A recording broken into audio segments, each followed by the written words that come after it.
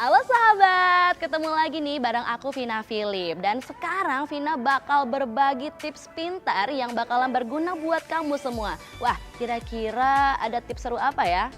Langsung aja kita lihat. Yuk berangkat!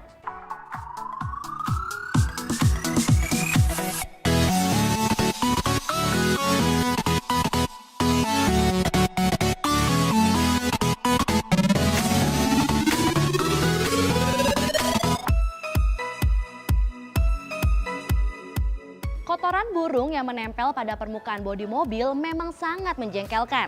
Namun terkadang kita malas membersihkan kotoran burung nih. Padahal jika dibiarkan dapat menyebabkan kerusakan cat secara permanen. Tapi tahukah kamu bahwa berdasarkan studi yang dilakukan oleh UK Car Care Expert Autogilm menunjukkan kalau kotoran burung tidak secara langsung nih merusak cat mobil. Karena masalah utama adalah paparan sinar mataharinya.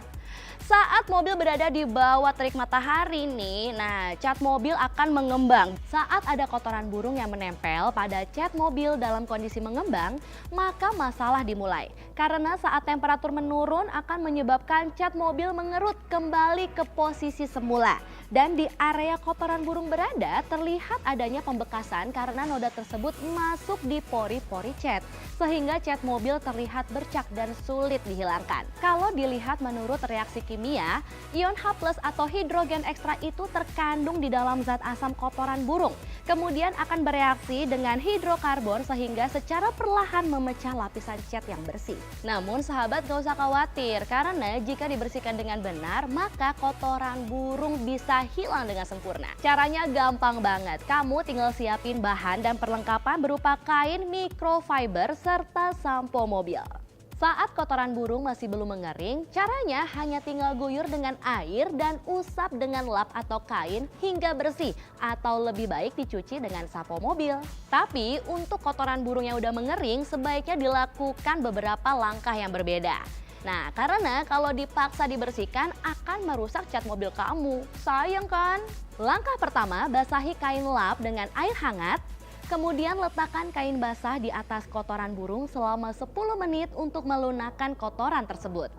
Selanjutnya buang atau cuci segera kain yang sudah kamu gunakan untuk menghapus kotoran burung tersebut.